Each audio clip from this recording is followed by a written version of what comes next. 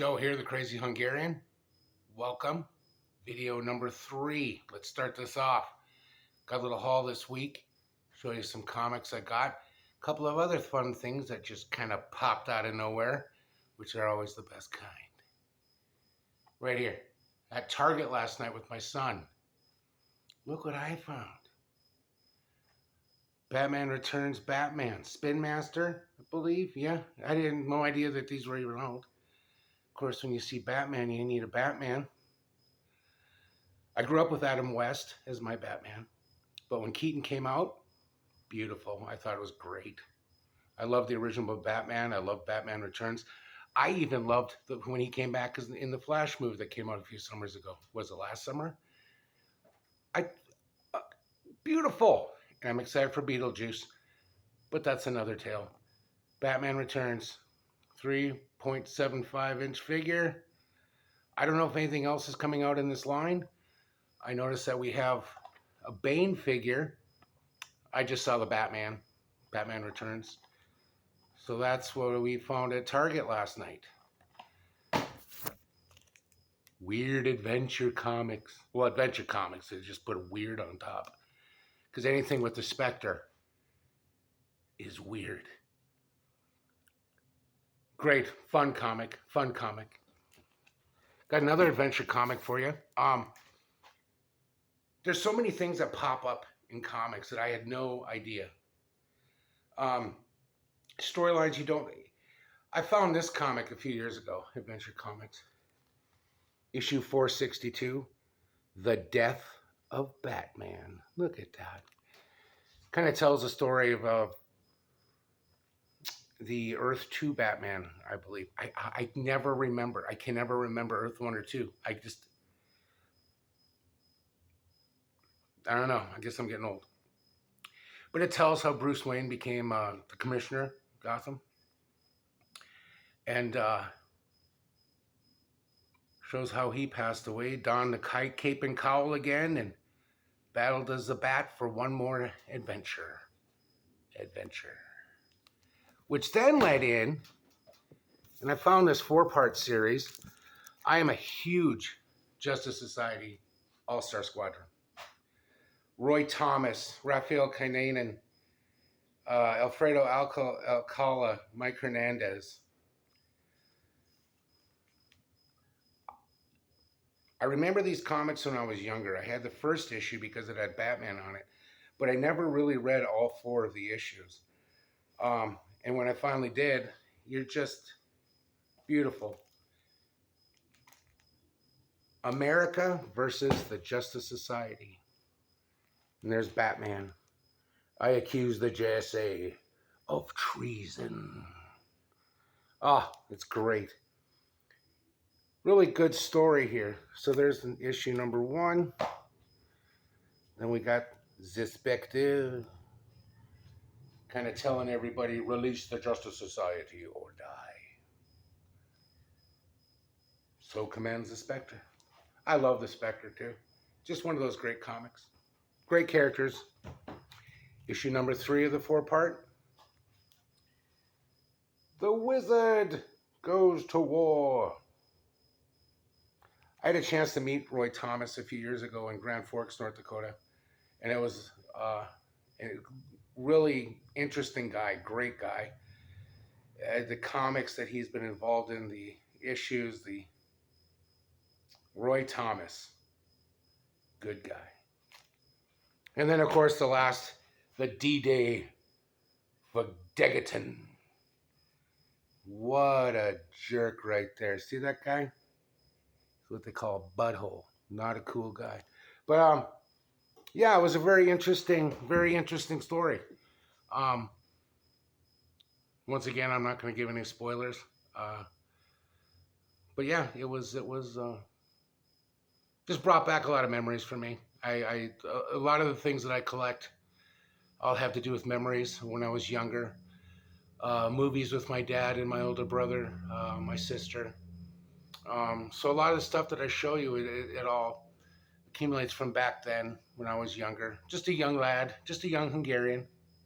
Not fully crazy yet. Then I got a few new comics too this week.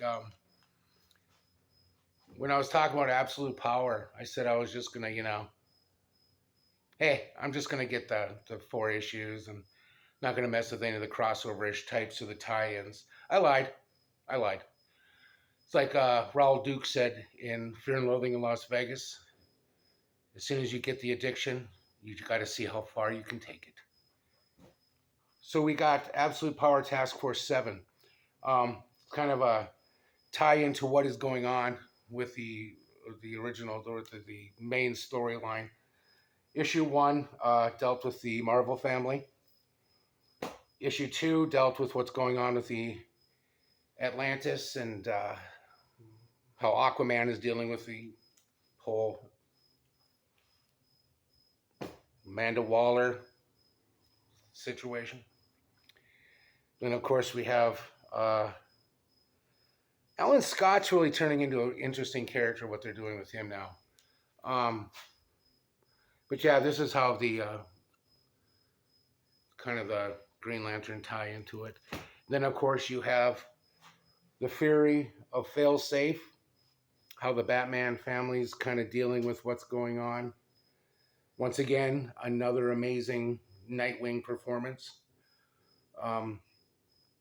You can check these out if you're really into it. I'm not going to say I'm not going to collect any more of these because I'd be lying. Got a couple things in the mail here. When I mentioned about the past and things, I primarily, anything from 1977 to 1983, to me personally, is my mecca.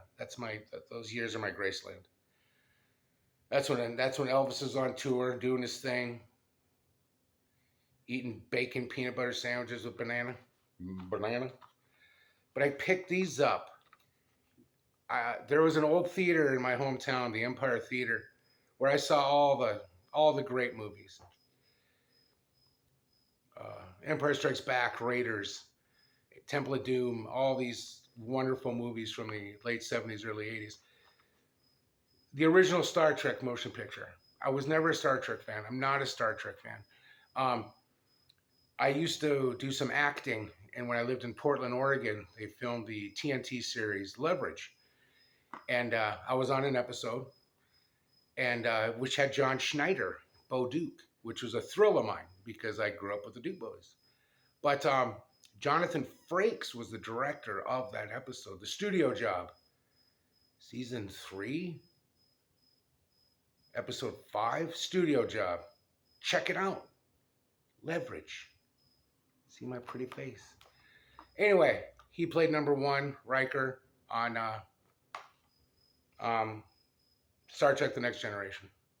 Anyway, had to throw this shout out there. I gotta make myself feel good. But anyway, these are from the original motion picture. 79, I believe that came out. But we have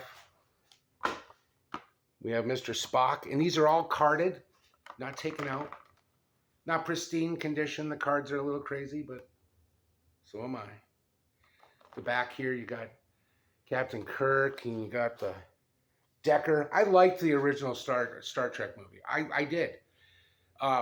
When it first came out, it didn't have the action that Star Wars did, but it was outer space, and that was just the cool stuff at the time. And of course, you need James T. Kirk. So we got a little Kirk action. I don't know if I'll collect any more of these. It's just a nice little memory, a nice little memoir to keep. My son got me this Fantastic Four board game. I love board games. I love the older board games. I love anything that has to do with comics and board games. Look at this. Look at that. Characters from the world's greatest comic. And you got Dr. Doom. You got Herbie the robot. Oh, haven't played this yet. All the pieces are intact. Everything is there. I'm going to hit that up at some point. Got a couple more things to show. Just a minute. I had to bring these out too. Back in the, what, 77, 75 somewhere, 76. Um, there used to be on NBC, I always remember watching it on Sunday afternoons. There was a TV show with Patrick Duffy called The Man from Atlantis. I don't know if any of you guys remember this show or not, but it's just a dude from Atlantis. He could breathe underwater. He fought crime. He was a fun guy. Issue number 1. We got issue number 2. Victor. Oh, is it Victor? Can't remember the villain in it. Anyway, he played King Tut. What is his name? He played. Let me know in the comments. He played King Tut in the Batman 66 series. He was kind of the main baddie in the show, kind of a rival scientist who, I don't know, was trying to manipulate dolphins into eating us. I just threw that in there. It's kind of funny. Here's issue number 3. This is a 7-parter. Man from Atlantis. And these are fun. These are fun stories from back in the day. Disaster stalks the deep, and Mark is its first victim. Right there. Man from Atlantis, number 4. Man from Atlantis, number 5. Looks like he's saving somebody. The damsel in distress. And issue number 6. Man from Atlantis. Big old dinosaur. Because dinosaurs are cool. And the final issue.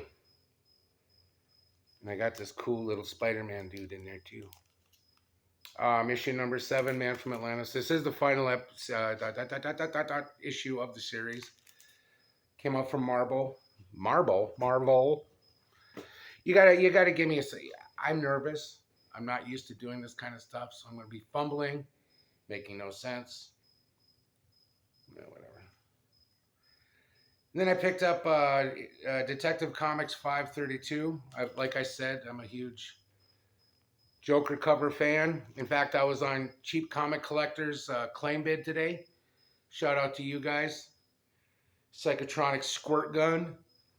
Oh, it's so much fun. It was so much fun. I actually sat and I watched the whole claims and the comics. If you ever get a chance, Psychotronic Squirt Gun, Cheap Comic Collector. Go to their channels. They let you know, and they usually do the $2 comics. There's a $1 comic coming up. You can claim on the August 31st, I believe, on Psychotronic Squirt Gun's channel. Not sure of the time. But they pop the comic out, you claim it, you got it. I got a couple Joker covers today, which was awesome. Missed out on a couple Hulks. Life's not perfect. Joker on a train. How's Batman going to get out of that one? But that's what I got for you today. I'm going to kind of throw out some extra videos during the week. Got my Last Jedi shirt on. You noticed I'm wearing black, but it's kind of humid in North Dakota tonight. It's been hot today. Unnaturally humid for this part of the country up here in the Great White North. That's Canada, but North Dakota, we're so close. We're basically Canadian. Anyway, all right. Well, you guys, thanks for watching. I'll kind of pinpoint everything down a little bit better in my next few videos. I'm still trying to figure this game out. Really enjoying it. Really enjoying conversing with people on YouTube. I watched the Geeky Puppet Show tonight.